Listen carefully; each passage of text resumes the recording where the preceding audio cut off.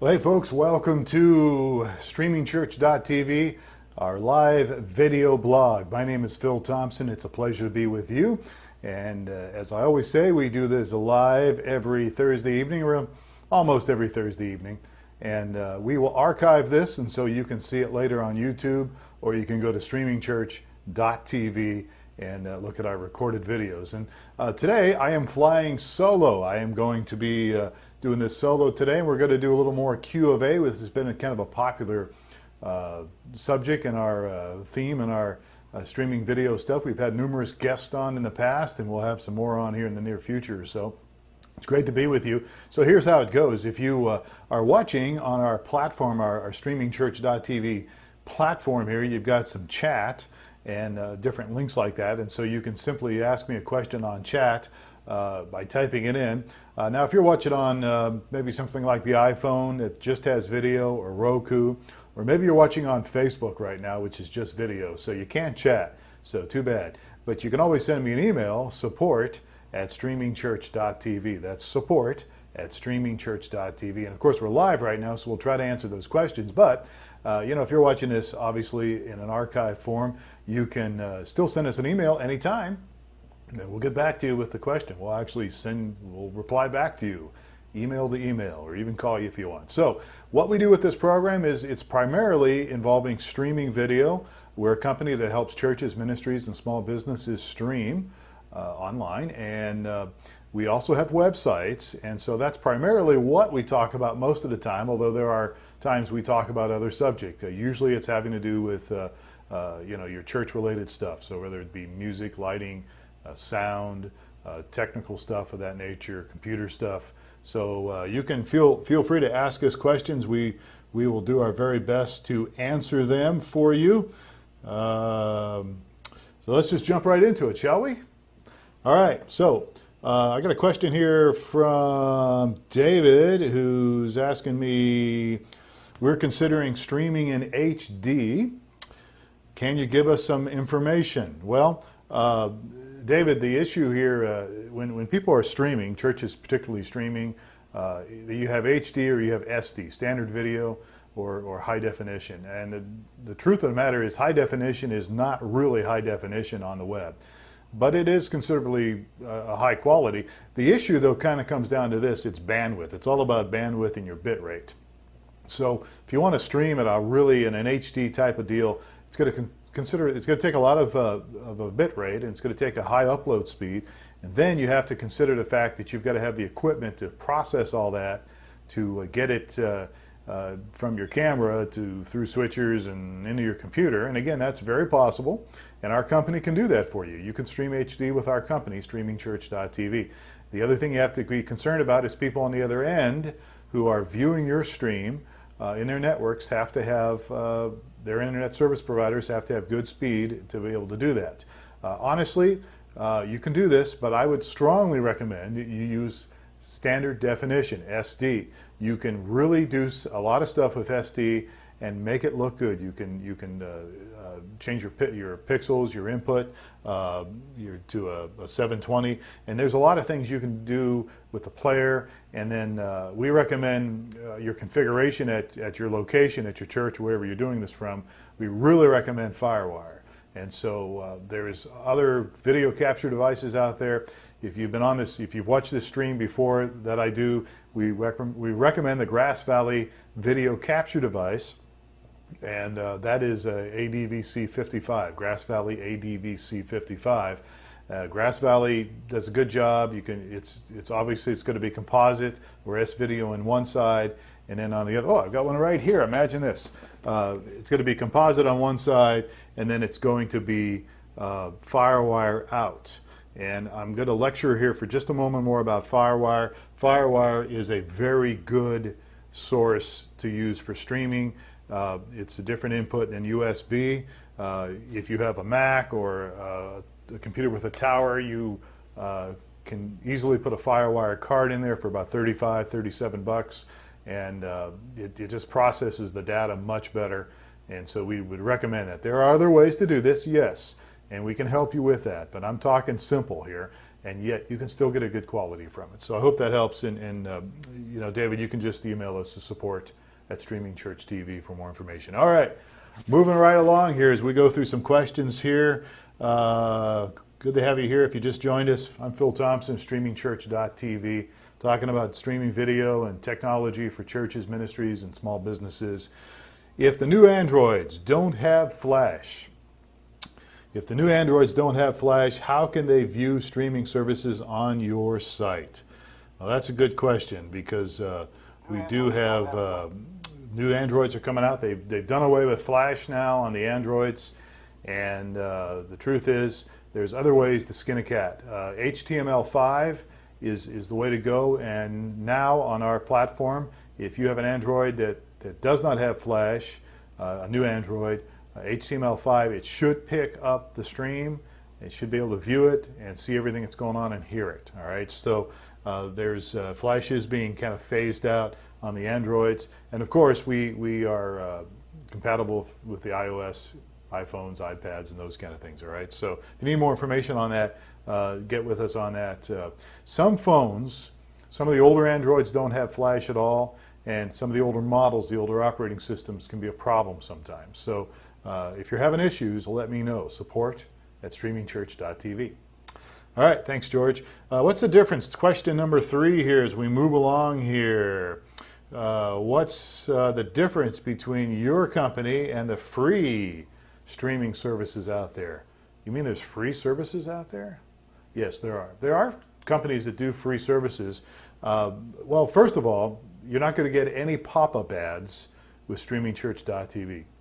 The free services are going to have ads that pop up. I can tell you stories from customers that changed over from those so-called free services over to us, and they had some embarrassing ads pop up in their stream during their Sunday morning sermons. Ads that featured scantily clad women, condoms, and other things. Okay, so the free services aren't always what they're cracked up to be. If that's all you can afford, then you're going to have to deal with that, and you got to do what you got to do. But with Streaming Church TV, you get no ads. You can put your own ads in there for your church. You can encourage people to go to different spots on your church's website. Unlimited viewers with us. A lot of these free companies have a limit on their viewers, and there's another catch to that. You might say, well, their limit's 100 viewers, and we don't have 100 people watching, so no problem. However, sometimes you get people that log on and watch your stream, and then they log off for some reason, or they get bumped off, and then they come back on, and guess what? The company still thinks it's a new IP address or whatever, and then you may only have 30 or 40 people on, but if they have to log on 2 or 3 times because the service is so poor, they get stuck and can't get on because the company counts them as another IP or whatever, and so it goes over 100 real quick, and bing, you're done. So that's one issue. Quality of service, I just mentioned that. We have great quality. We have great servers out there that can handle a lot, and some of these other companies that are doing some stuff for free, and even some of the ones that aren't doing stuff for free, you'll notice now that football season's starting to kick in, there can be some problems. There are people out there, for however they do it, are streaming some of the football games, college and NFL, and that takes away their bandwidth and service. Their servers get taxed, and so there's issues like that. So keep that in mind. Also, with StreamingChurch.tv, you get customized platforms. You can do a lot of things with our platform. We have chat. We have tabs for the Bible, a map, interactive stuff, and you can customize the skins. You can even customize the platform to some degree as well. So you can embed it right on your existing website. So there's a lot of pluses coming with us. And the one thing I always push is customer service. I am real big on customer service. We're not perfect, but we sure try hard. I hate bad customer service. I'm sorry. I just detest it. I can't stand it when I go somewhere to a restaurant and I'm not taken care of, or if I'm on hold with somebody that I can't understand when they do get on. And it's just a struggle with customer service today with companies in America. And a lot of the customer service is being farmed out to other countries, as you probably know. Streaming Church TV, that is not the case. We're going to take care of you. If you don't get us the first time on the phone call, leave a message. We will get back to you in a timely fashion. We promise, and we do that. So, and even on the weekends, we're 24/7. So when you need us, we are here for you. Email, customer service, text, and all that stuff. And you know, when you work with us and you're setting things up with us, you'll have our phone numbers and text numbers and email addresses and all that. So we really kind of like to work on relationship. We're relationship oriented. And that's the way we think life should be anyhow. And so you can get to know us a little bit, and we are there for you. So that's one of the advantages of going with somebody like us, StreamingChurch.tv, as opposed to a company that's free, or even some of the other companies out there that are pretty big, but they do so many different things. They have their hands in so many different things, and the streaming deal is just one part of that, and they have other things, and so they're stretched pretty thin. So we do streaming and websites, and we also do mobile apps, and that's basically it. That's who we are. So, all right, good. All right, thank you, Bill, for that question. Let me go over here and look here. Don's got a question here. If I have, say, cable modem and can deliver high upload, what do you recommend as the highest upload speed? Well, honestly, if you're streaming, really, I wouldn't go much more to 600 or 700. I mean, you can do more than that, 600 or 700 kilobytes per second. My church, my personal church sounds like I own the church. My church that I attend, I also work at part-time on the weekends. We stream, I think it's about 300 kilobytes per second, maybe 350 now, and that's what we stream. And it really it makes it easier for everybody. We have good lighting, pretty much. Well, we have pretty good lighting on our platform. We've made some adjustments over the last year or so, and probably need to spruce it up a little bit. But if your lighting is good on your platform, on your subject, you know, the person that's talking, if your camera is really good, you don't have to stream a ton of kilobytes per second. I mean, 300 or 400 really can do it. And when you go higher than that, it can be a problem for some people. I mean, it's true, it's 2012, and internet service providers seem to be doing better now than they did 5 years ago or whatever. So the networks aren't too bad, but there can be times where you're in a neighborhood and your bandwidth's not good, and so you want to make sure that that you set your encoder 300 or so, 350 at the most, I would say, and you can do less than that and still do good. If you set your encoder that way, then you kind of keep everybody happy. And yes, you can do more, and the higher the bit rate you have, usually the better the quality of the picture. And that's providing, of course, that your camera's good, that you've got good lighting and everything's perfect on your end. Then you can stream higher and get a better, crisper, clearer picture. One thing to keep in mind, really, when you're streaming to like a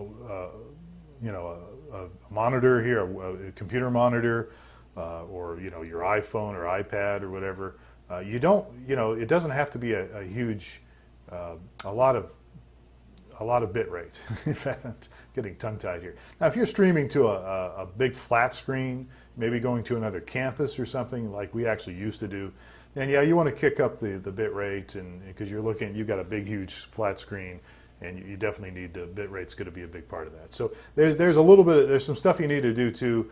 If your settings on your player, your picture on your player, for people when they log on, they see the flash player. If it's really huge and your bit rate's not enough, then that can be a problem too. And then you can get pixeling. So we can help you with that. You have questions, we can kind of walk you through it. Sometimes you just have to make some adjustments, a little bit of trial and error, and work on some things during the week so that you get a pretty good picture. So I hope that helps. Thanks, Don. Cable modems seem to be quicker than DSL. I have cable here at our office here, and then we actually are using cable at my church now. We used to use a T1 line, which isn't as quick, but is supposed to be more consistent. One of the most important things with streaming is your internet speed has to be consistent. Again, you don't have to have the fastest speed in the world, but you should have something that's going to be consistent.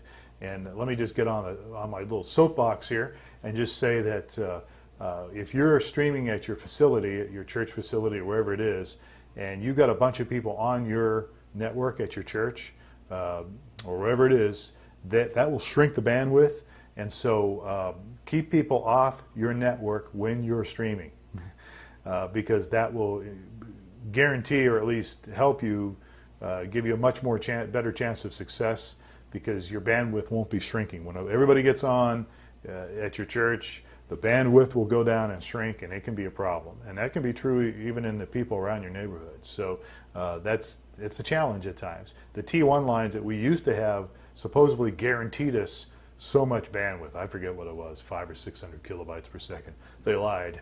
They didn't do it. I could be blunt about it. All right, so let's move on here. Thanks for watching. If you just joined us, I'm Phil Thompson with StreamingChurch.tv. This is our live video blog, and we're taking questions. If you have a question, email us at support@StreamingChurch.tv, support@StreamingChurch.tv, or if you're watching on the Streaming Church platform here, you can type in the question here. All right, I'll go back to the platform here. What am I streaming at right now? I am streaming at 350 kilobytes per second on the video end. 350 is what I have my encoder set. I also, because I'm streaming so that people can see us on the iPhone and the iPad, I have to change the audio bit rate to 128. So the total here that I'm doing, for your information since you asked, the total is, I'm at 478 kilobytes per second. That's video and audio. That's the bit rate.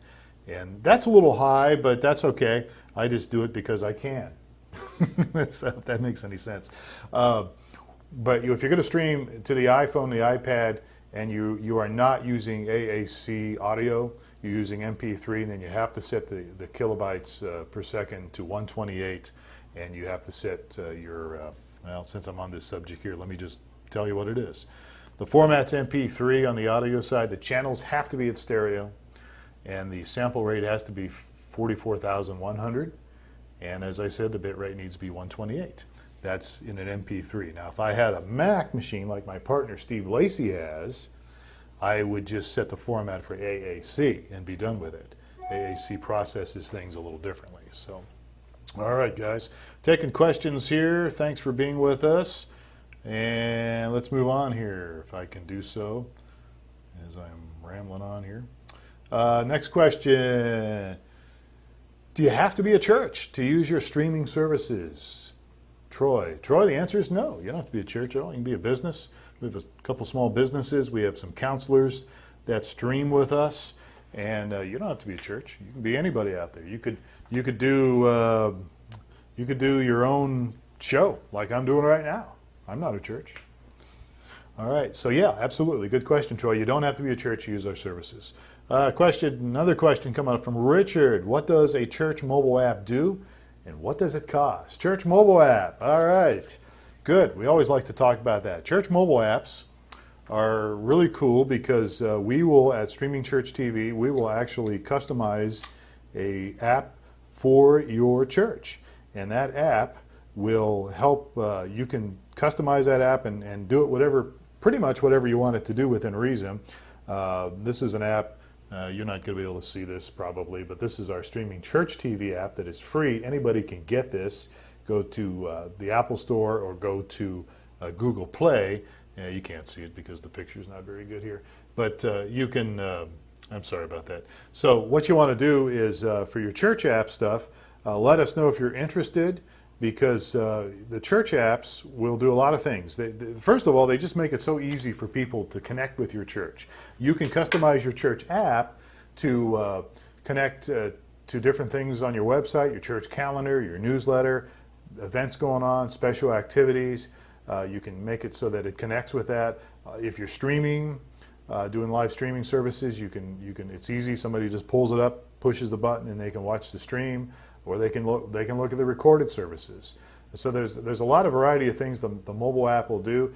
It's just, you don't have to have a mobile app for people to see you streaming. They can just open up their phone, find their browser, go to your website and go there. But it takes a little while to do that. Plus with the app, it's right there. People can do it. You can do devotionals on it. It's right there. Click of the button, couple punches of the button, and you're there, either streaming or whatever you want. So the church app thing is a really pretty cool tool. It's available on Android. It's also available, that's the Google Play Store. It's also available on Apple. So if you're interested in that, let us know. Support at StreamingChurch.tv. And we'll build you a mobile. Oh, what does it cost? The cost of the app, if you're a customer of ours, the cost is going to be $799. If you're not a customer, the app's going to be $1,499. Okay, that's really a pretty good price. If you look at church apps out there, mobile apps, they're going to go for anywhere from $900 up to a couple thousand or more. There are some apps that I saw one the other day. It was for like, I think $500, but it was only $500 per whatever system you had. So like if you wanted to have it on the Apple, it was $500 for the Apple devices. If you wanted it for the Android devices, then it was another $500 for that. And then it was plus, there was a subscription every month for it. And plus it was limited. It won't do what ours will do. So that's kind of the going rate for some of those ones, and then they jack it up later. Ours is just one price. So keep that in mind. I mean, it's not the cheapest thing in the world, but I think it's pretty good value for what it is. So if you're interested, just get a hold of us, okay? All righty, as we go through some questions here tonight, Q&A with Phil Thompson, StreamingChurch.tv. We're talking about streaming stuff, video stuff, website stuff. We'll talk even about your dog if you want, okay? No, we won't. Do you stream to the iPhone and the iPad, Sasha? Yes, I think I mentioned that, but yes, we do. And again, I mentioned earlier that you can set your encoder, your live encoder. In order to stream to anything, you have to have some type of an encoder. We recommend the Adobe Flash Media Live encoder, but there's other encoders out there, Wirecast. Gosh, there's a ton of them. There was one I saw the other day for gaming people, and I actually downloaded it and streamed with it just to try it. So there's lots of encoders out there, but the Adobe Flash Media Live encoder is free, and it's pretty powerful for what it is, lets you do a lot, and you can stream to the iPhone, the iPad, and other things with that device, okay? Thank you, Sasha. All right, how do I do lower thirds on my streaming video? How do I do lower thirds on my streaming video? Well, lower thirds, by lower thirds, Leon, I'm assuming you're talking about text that would be under, the lower third of the video picture, text or Bible verses or whatever you want to put under there. And the way to do that is to have a couple devices. You could use a switcher that would enable you to take slides and things that you would make and be able to impose those over your picture coming in, and then you use your switcher to do that, and it goes into your computer. There's a TriCaster that has some options that you can do. We have a TriCaster at my church, and we have to have another computer that sits next to it that's a live text computer, and so it kind of integrates or interfaces with that. I wouldn't recommend that, but that's what we do. We don't like it. We kind of bought it, and now we're not happy with it. Wirecast is another one, another encoder that's software that you can download on your computer, Wirecast. And Wirecast gives you the ability to do that as well, lower thirds. It gives you, it's kind of like a switcher and encoder all in one. And so you can do that, and that's one option. I think there's a couple other ones out there as well. So yeah, you're going to have to either get some additional software encoding to do that, or additional hardware to have lower thirds.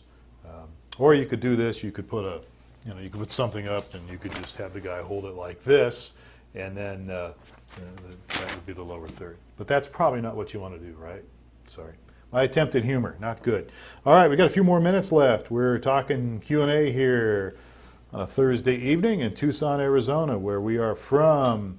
How long have you been in business? Robert's asking that question. We have been in business since 2001.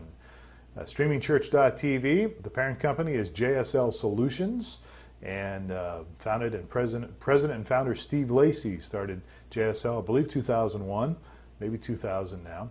I've known Steve since the mid-90s, met him in my church here in Tucson. I moved away, moved to Kansas, and started a church, and about that time he started JSL Solutions and started doing websites that were very, very interactive. myflock.com, and we still have websites today that are an awesome tool, great church management tools, and some really cool features on myflock.com. And we actually integrated the two. So if you are a StreamingChurch.tv customer, A lot of the MyFlock tools are available to you. In fact, they're all available to you actually, and we actually use a lot of MyFlock's platform. So you'll see, like when you're using logins and stuff, it will say myflock2 or whatever.com. So Steve started JSL Solutions in 2000, 2001 doing interactive websites, and honestly, he was really ahead of his time. This is before Facebook, before MySpace, and Steve's vision was to help churches connect and help people within the churches connect with each other through profiles and chat and lots of different things like that. And so we still have myflock.com, and people still sign up and use it today. And the StreamingChurch platform started, I guess, probably about 4 years ago now. And so we have been around for a while, and I've been working with Steve here for about 4 years, and I've known Steve for about 15, I guess. So we've got several people that work with us here at the company that do a great job. So righty, as we move in here, just about out of time. Do we need a license to stream music? Do we need a license to stream music is Jerome's question. Jerome, yes you do. You should be, if you're streaming live music, you need to have a license to be able to stream that. Now, up until about a year or two ago, you had to have a license with a company called Copyright Solver. Copyright Solver. If you need more information, it's copyrightsolver.com, and they had a WorshipCast license, and it was not cheap. It was kind of expensive, depending on the size of your church. That made you legal. About a year and a half ago, maybe, CCLI came out with their own streaming license. CCLI has been around for many years, and they're the company that gives you permission. If you're going to reproduce sheet music and do things at your church, CCLI is the company that you use to be able to legally do that. Well, CCLI has come up with a streaming license much more reasonable, although it's only Christian music. And it doesn't always include every Christian song, but it's mainly Christian music, where copyrightsolver.com, their WorshipCast license covers everything, including secular music. So if you do secular music at your church, and who would do that? You would have to use copyrightsolver.com. I make a joke here because somebody that's watching you would know that we actually play a secular song once in a while in our service, so at my church. I won't tell you what it is, though. All right, so about out of time here, guys. A couple more questions for you here. I need some extra help in setting things up to stream. Do you provide any training? Linda, I'm so glad you asked that question. Yes, we do provide training. We have free webinars that we will do, and we used to do them as a group, and now I've just found that it's just better to do it individually, one-on-one. So you can actually have a StreamingChurch TV live demo / webinar, and we'll give you some login information, and you can hook up with us. You'll be able to see the screen.